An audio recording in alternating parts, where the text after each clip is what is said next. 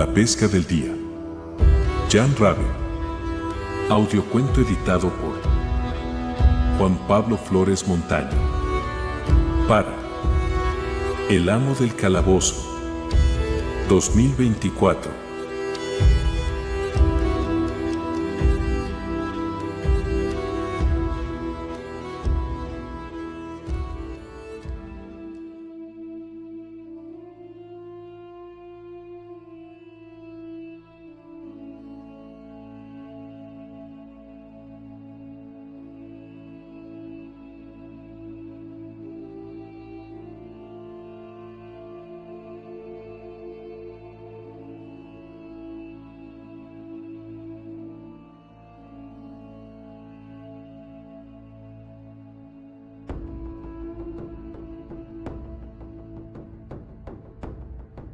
La pesca del día.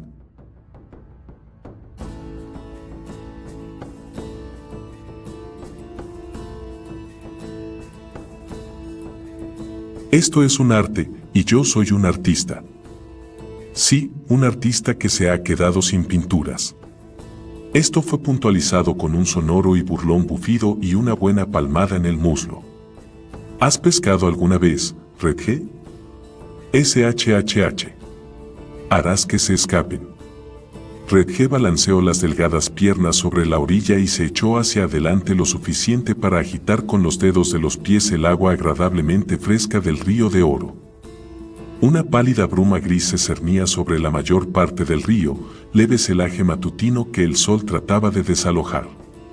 Ocultaba la orilla opuesta, disimulando las espesas raíces de las carias blancas que se hundían profundamente en las frías aguas y también a una pareja de cantarines azulejos que anidaban entre ellas. A la vez que escondía a los peces que de tanto en tanto salían a la superficie y se volvían a sumergir con un leve chapoteo.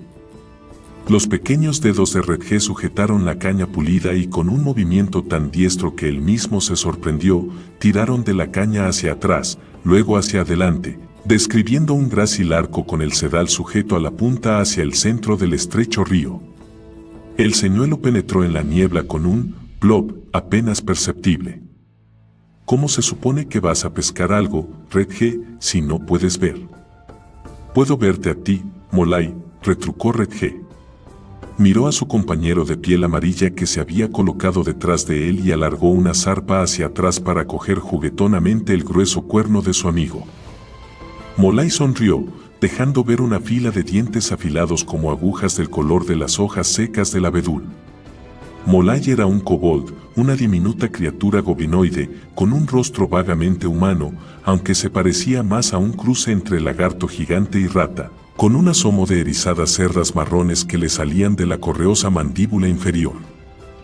Su piel era una mezcla de cuero y escamas moteada con pecas del color del cieno, y tenía unos ojos diminutos de color rojo brillante que fulguraban como carbones encendidos a pesar de las espesas cejas que pretendían ensombrecerlos.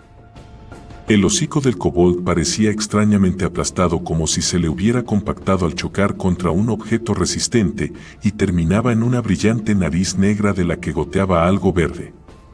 Y sus cuernos, podría decirse que eran su característica más favorecedora, lisos y brillantes por la humedad de la bruma. Diríase que Red G era hermano gemelo de Molay, de no ser por su piel apenas más oscura, del tono de las manzanas amarillas pasadas. Una mirada atenta podría haber descubierto algunas hebras grises en las cerdas que le brotaban de la parte inferior de la mandíbula. Además, la cola de color castaño, como la de una rata, era unos centímetros más larga que la de Molay, aunque eso pasaba desapercibido cuando la tenía apretadamente enroscada como ahora. Red G hizo una reverencia respetuosa al río. Los dioses inventaron la pesca, ya sabes.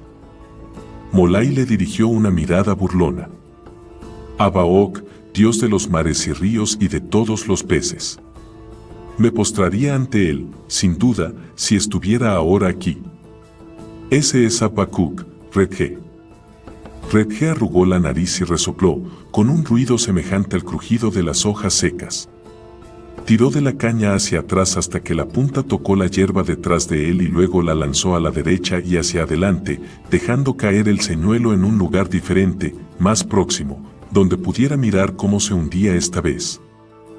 El agua era oscura, tal vez debido a la profundidad o porque todavía no le daba el sol o porque se proyectaba sobre ella la sombra de un enorme roble que se aferraba a la orilla y extendía sus ramas sobre el agua. Una impresionante telaraña, humedecida por la niebla, se extendía desde la rama más baja hasta un tronco podrido que había en la ribera. Molay se estiró hacia el tronco y se apoderó de un gusano gordo.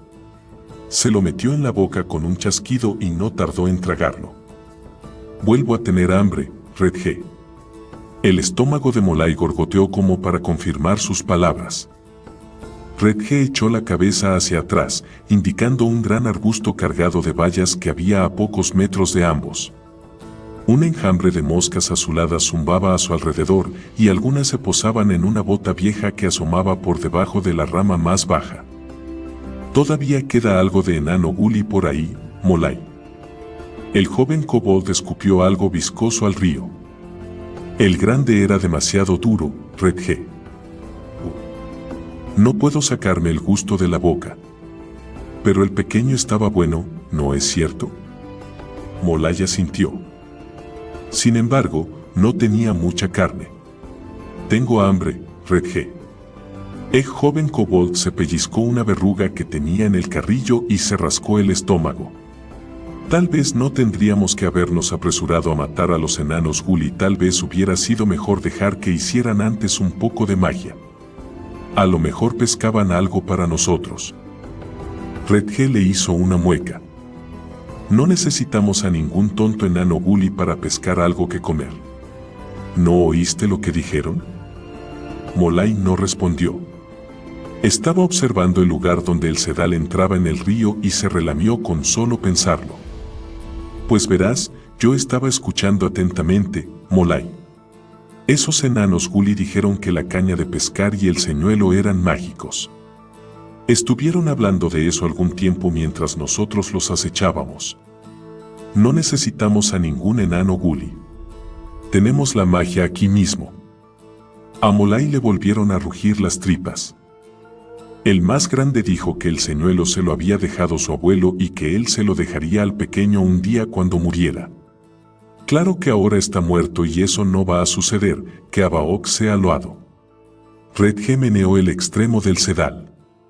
«Ahora te lo dejaré a ti, después de que haya pescado muchos peces».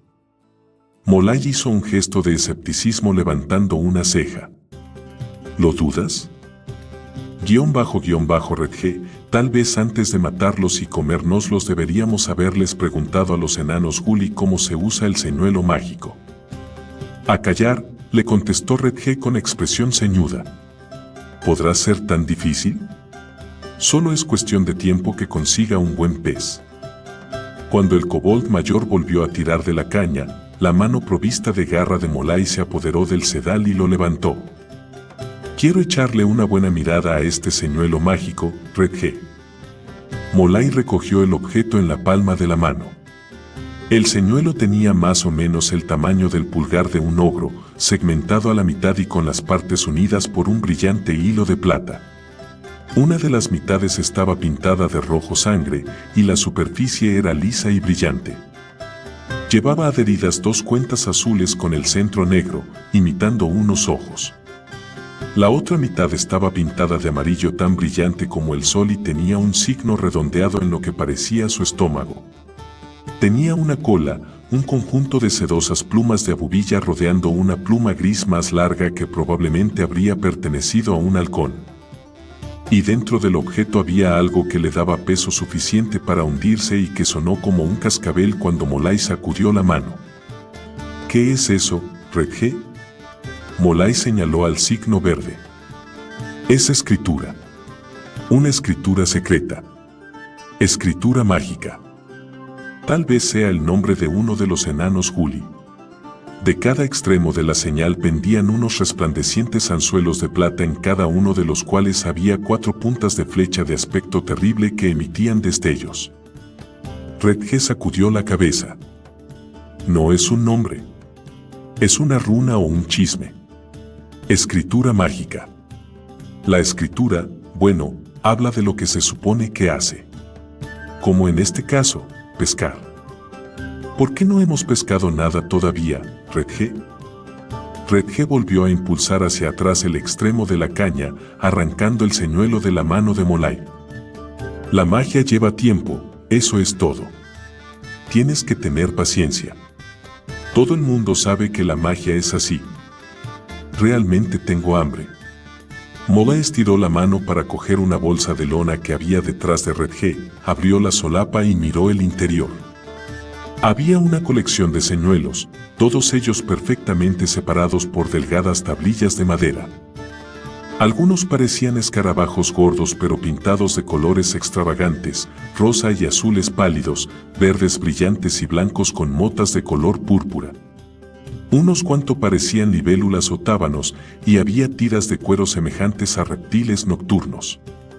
Otros no se asemejaban en nada a ningún insecto que hubiera visto jamás el joven kobold.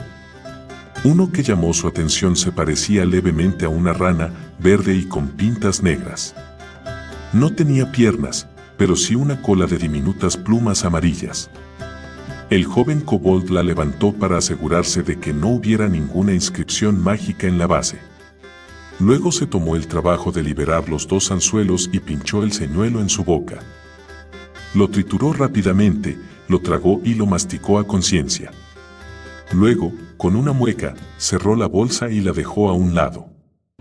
Las tripas le rugían más que antes y echó una mirada al arbusto pensando por un momento en la posibilidad de probar otro poco del gran enano Gully.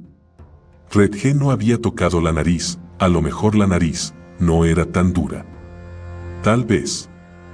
Los ojos redondos de Molay se entrecerraron al ver que el arbusto se movía. Solo había dos enanos Gully, ¿verdad, Red G? Red G asintió, aunque su gesto pasó desapercibido para el joven kobold, que no apartaba la vista del arbusto. SSS, 2. Las matamos rápidamente. Primero los destripamos y después los comimos también en un pispás. Molay estaba allí de pie, balanceándose adelante y atrás con sus botas nuevas y dio un paso cauteloso hacia el arbusto. Muertos. Muertos. Muertos. Los dos muertos.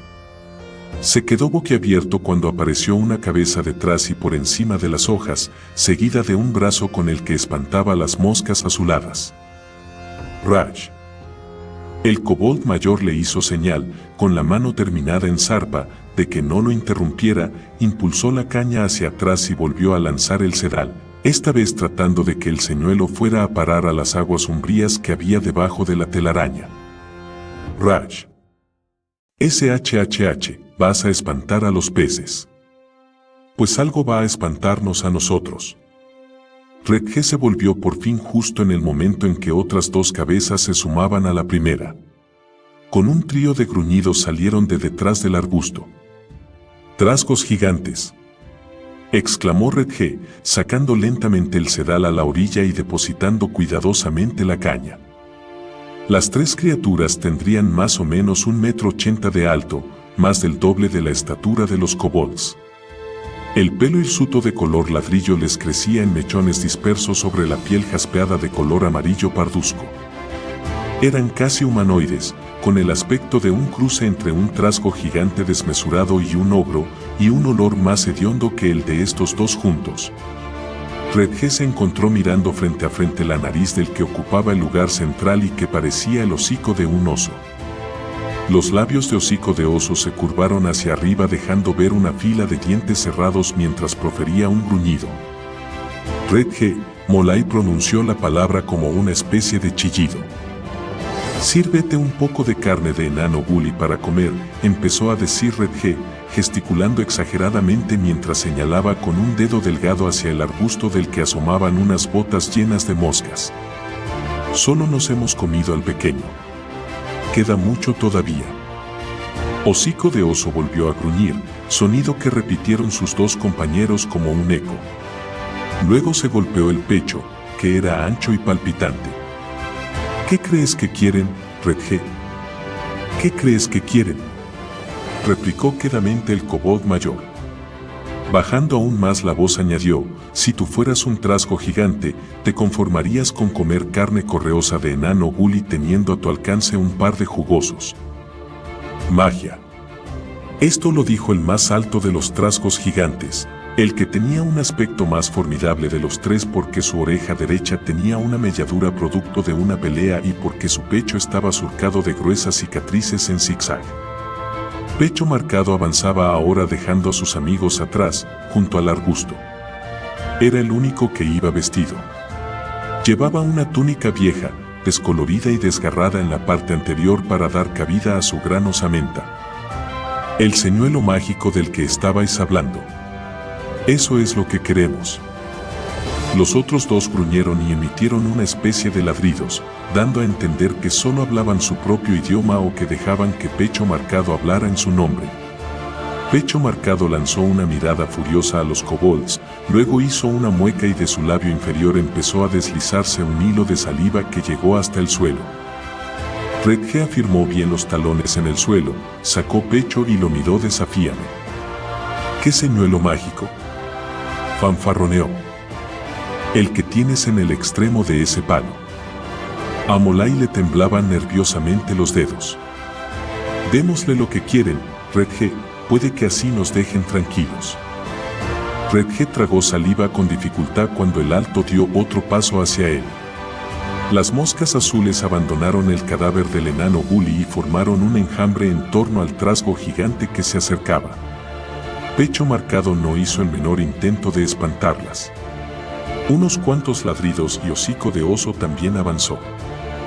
El tercer trasgo gigante, que tenía un solo ojo, estaba revolviendo en el arbusto y dándole con el pie al cadáver del enano gully.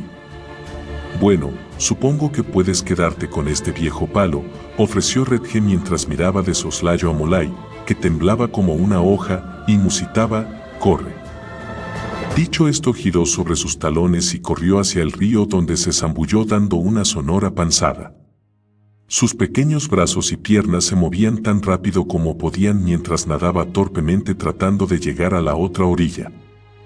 Al mismo tiempo, Molay se lanzó como un rayo tierra adentro en diagonal, pero con el pánico del momento tropezó con sus propios pies y salió volando. Sus pequeñas manos se clavaron en el suelo al caer y a continuación se sintió alzado. Un instante después se encontraba mirando frente a Hocico de Oso.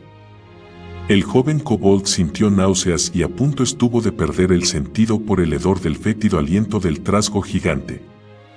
Redge. Socorro, Redge.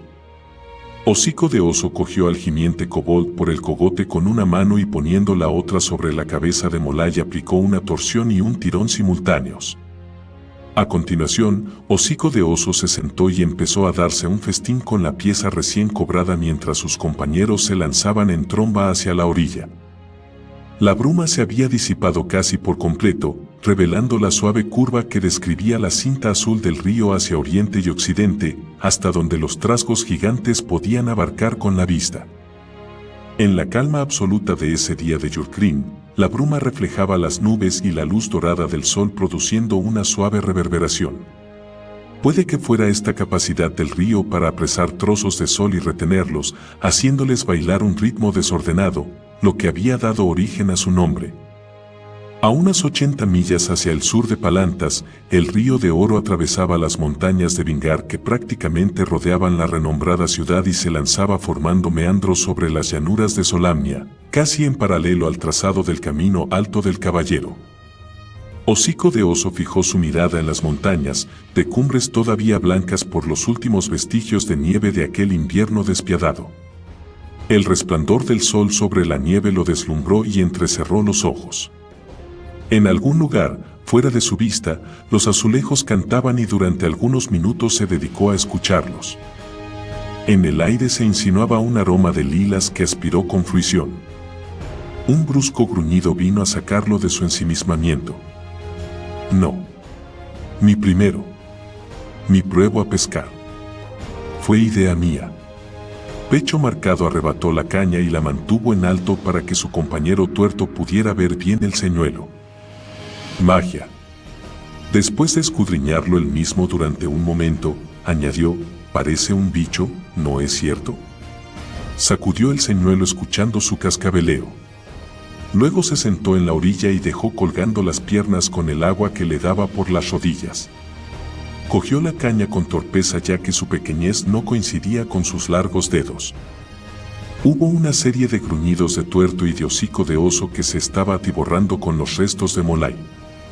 Milo sabe todo sobre magia. Ni aprendió observando a esos kobolds. Tuerto hizo un gesto desdeñoso mientras paseaba la mirada entre la caña y su amigo hocico de oso, el cual apresuradamente daba cuenta de lo que quedaba del pequeño kobold. Entonces Tuerto se acomodó cerca de Pecho Marcado haciendo como si estudiara el río. El kobold mayor estaba subiendo por la orilla opuesta y se arrastraba hacia el refugio que ofrecían los árboles.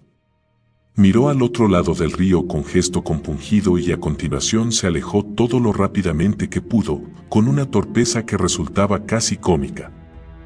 Pecho Marcado trataba alegremente de lanzar el señuelo hacia el río, pero lo único que consiguió fue enrollar el sedal alrededor de su brazo y dio un grito cuando los anzuelos se le clavaron con fuerza en la carne. Sus dos compañeros chasquearon la lengua mientras liberaba el anzuelo de un tirón y procuraba desenredarse. Hocico de oso rió con ganas y pasó rápidamente junto a su compañero para meterse en el río y lavarse la sangre del kobold que teñía sus zarpas y su cara. «Sal del agua. Asustas a los peces», dijo el alto del grupo, que había conseguido desenrollar el sedal de su brazo pero ahora lo tenía enredado en los dedos. Gruñó frustrado y torció la cabeza y los hombros para llegar al sedal con los dientes y usarlos para liberar su mano. Hocico de oso no hizo caso de él y se metió más en el río hasta que el agua se arremolinó a la altura de sus caderas. Se detuvo mientras el agua se aposaba en torno a él y agachándose un poco metió las manos bajo la superficie, contuvo la respiración y esperó. Pecho Marcado seguía luchando con el sedal que le cortaba la carne y le hacía sangre. Por fin, Tuerto acudió en su ayuda. «Estate quieto», le indicó. «Ahora tira».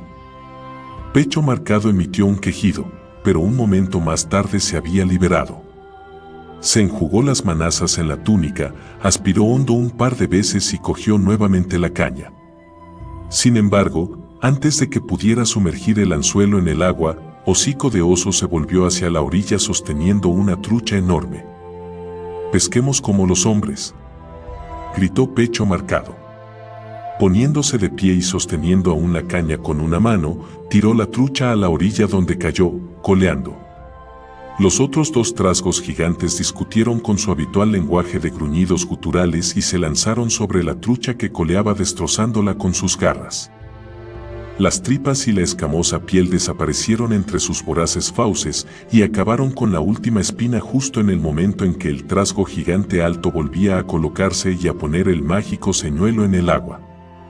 Pecho Marcado dejó el señuelo suspendido apenas debajo de la superficie, sin mover la caña, casi sin respirar, esperando a que la magia surtiera efecto.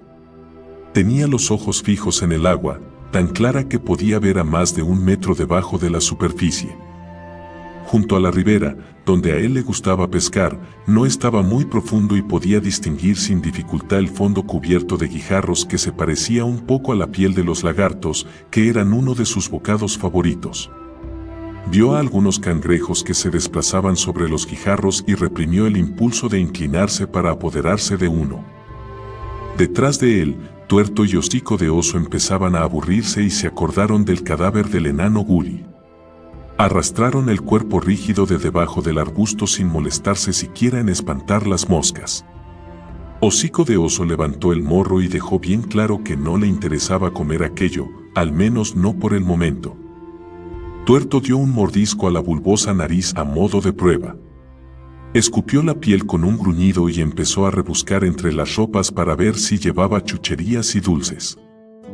Al ver que no había nada más que reptiles nocturnos, anzuelos, un carrete de sedal y un par de corchos pintados de blanco y rojo, tras arrastrar el cadáver y colocarlo otra vez bajo el arbusto volvieron al río con toda la intención de entrar en él y coger otro pez.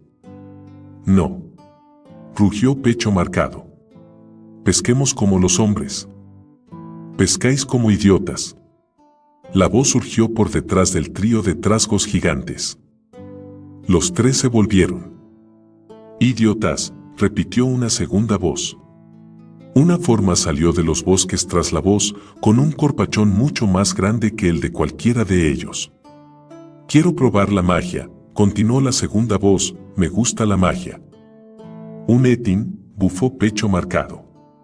Colocó la caña en la orilla y avanzó arrastrando los pies hacia el visitante, seguido por sus dos camaradas. El Etin tenía dos cabezas que salían de un grueso cuello emplazado en medio de sus enormes hombros. En todo lo demás se parecía a un hombre gigantesco, de piel pálida y musculoso, con pecho y piernas peludos. Hasta el empeine de sus pies descalzos estaba cubierto de pelo. Una de las cabezas tenía una nariz ganchuda sobre un largo bigote negro, la otra se le parecía salvo por su nariz redondeada y porque tenía una larga e hirsuta barba negra que le caía sobre un lado del pecho y se iba adelgazando hasta terminar en una madeja retorcida justo encima de su taparrabo de piel de ciervo. La mano izquierda del gigante se puso a acariciar la barba, en gesto casi reflexivo. La otra mano la llevaba oculta a la espalda. «El Etin no se lleva la caña de pescar», gruñó el más alto de los trasgos gigantes. Dicho esto se lanzó contra él haciendo muecas y chasqueando la lengua a medida que se iba acercando. No necesitó formular ninguna invitación verbal a sus compañeros, que ya iban pisándole los peludos talones. Tuerto era el que más rugía, dando zarpazos al aire. Hocico de Oso aullaba y bajaba la cabeza como si se fuera a comer la tripa del Etin. No obstante, ambos iban varios pasos por detrás de su compañero de aventajada estatura. «Maldito gusano», dijo la barbuda cabeza del Etin. «Me gusta aplastar gusanos». En un grácil movimiento que parecía impropio de su aspecto, el Etin sacó la mano que llevaba a la espalda dejando ver que llevaba un buen garrote. Con un movimiento de su brazo hacia adelante, el extremo del garrote fue a dar contra la cabeza del trasgo gigante más alto y lo hizo caer pesadamente hacia atrás con gran estrépito y dolor mientras el Etin daba un paso adelante para salir al encuentro de las otras dos criaturas. Tuerto se detuvo un momento para mirar por un instante a su amigo muerto antes de lanzarse a la tripa del gigante y esquivó un segundo golpe del garrote. Con un rápido salto hacia atrás, mientras Hocico de Oso cargaba hacia adelante, Tuerto giró poniéndose al lado del Etin. Daba la impresión de que los dos trasgos gigantes estaban habituados a luchar en equipo, y durante un rato, su ensayada rutina de entrar precipitadamente, golpear, saltar hacia atrás y rodear a la víctima, funcionó. El Etin se encontró sangrando por una docena de profundos cortes, con su taparrabo manchado de rojo y la sangre que le corría por las piernas. La cabeza barbada gritó al ver que Tuerto atacaba otra vez, en esta ocasión clavando sus zarpas en la ancha espalda del Etin. «¡Au! ¡Quieto!», gritó la cabeza del bigote. «¡Vuélvete!». La gigantesca criatura de las dos cabezas giró, enarbolando el garrote y golpeando a Hocico de Oso en un lado de la cabeza. Momentáneamente atontado, el trasgo gigante se tambaleó y no fue capaz de apartarse cuando la segunda cabeza tomó la voz cantante. «Dale una patada». La pierna derecha del gigante se disparó hacia arriba y golpeó con la rodilla la mandíbula del trasgo gigante, destrozándosela. Al mismo tiempo, Tuerto se aproximó al Etin desde atrás desgarrando la espalda del gigante. «¡Au, maldito bicho! Dale. Golpéalo», volvió a instigar la cabeza del bigote. Como respuesta, el gigante levantó la pierna derecha y dio con el talón en el estómago de Hocico de Oso, dejándolo sin aliento. El trasgo gigante se desplomó y el gigante se adelantó, descargando su pie sobre la espalda de Hocico de Oso y partiéndole la columna vertebral. «Toma, gusano. Me gusta aplastar gusanos». «¡Auch!». Tuerto dio un salto y clavó sus zarpas en los hombros del Etin. «Suelta el garrote». La mano derecha del gigante soltó el garrote. «Date la vuelta». El enorme corpachón giró sobre sí, quedando de frente a Tuerto. «Cógelo». Las dos manos actuaron al unísono, cerrándose sobre el trasgo gigante que quedaba y acercándolo contra el estómago de Letin. El gigante lo apretó con fuerza hasta ahogarlo, y a continuación lo soltó, pasó por encima de él y se dirigió hacia el río. El sol se estaba poniendo, pintando el río de oro de un color bronce tan intenso que cautivó a las dos cabezas de Letin. El agua parecía metal fundido que brillara trémulo bajo la leve brisa. La surcaban unos dedos negros, las sombras alargadas de las ramas de las carias blancas que se proyectaban desde la orilla opuesta. Los pájaros habían cesado en sus gorjeos desde hacía ya algunos minutos, preparándose para pasar la noche. Desde algún punto de la ribera las ranas empezaron a croar con tonos guturales, sostenidos y musicales. El sol siguió su marcha descendente, barriendo con sus rayos la enorme telaraña que se extendía entre las carias blancas y el tronco medio podrido. A medida que el color naranja se fue difundiendo desde los bordes hacia el centro, las arañas amontonadas empezaron a removerse. Una se arrastró casi temerosa hacia el borde, donde quedó suspendida reflejándose en la superficie del agua. La araña se detuvo allí hasta que de repente empezó otra vez su marcha hacia adentro. Demasiado tarde. Una gran trucha se elevó del agua sacando todo el cuerpo, menos la cola. Sus curvas mandíbulas abrieron y mientras los colores del arco iris emitían reflejos húmedos a la luz del poniente, el pez atrapó a la araña, la engulló y desapareció bajo el agua. «Vaya», exclamó la cabeza de la barba. «Inclínate». El Letin cogió la caña de pescar con la mano derecha y la sostuvo de modo que ambos pares de ojos pudieran admirar la pulida superficie de la caña. Era muy pequeña, pero el gigante la sostenía con delicadeza. La mano izquierda recorrió la línea hasta llegar al señuelo que recogió casi reverentemente en el hueco de la mano dándole la vuelta. «¿Qué es eso que lleva escrito?», dijo la voz de la cabeza barbuda. «Una firma», respondió la otra, con los ojos fijos en el garabato verde. «Seguramente del mago que lo hizo». «Más cerca». «Más». «Oh, sí. Un mago famoso. Uno de los más grandes de KRYNN, hermano. He oído hablar de él. Tuvimos suerte de dar con algo tan hermoso. Siéntate». El Letin se dejó caer sobre la orilla mientras las dos cabezas gemían levemente ya que los cortes que le habían hecho los trasgos gigantes se escocían un poco a cada movimiento. «Ouch. Deberíamos curar esas heridas, hermano, pero antes». La mano derecha impulsó la caña hacia atrás hasta que la punta tocó el suelo por encima de su hombro, y luego, con un rápido movimiento, la echó hacia adelante, haciendo volar el sedal hasta que el señuelo penetró en el agua y quedó suspendida inmediatamente por debajo de la superficie. La pasó a la mano izquierda que empezó a mover la caña adelante y atrás haciendo que la punta se curvara graciosamente siguiendo los movimientos del señuelo segmentado. «Estoy convencido, hermano, de que no existe mejor manera de pasar un día de primavera que pescando. El aire es tan apacible junto a este maravilloso río. El agua, tan fresca». «Fresca», coreó la cabeza barbuda. La mano izquierda retrajo la caña, pasándola a la derecha para volver a lanzarla.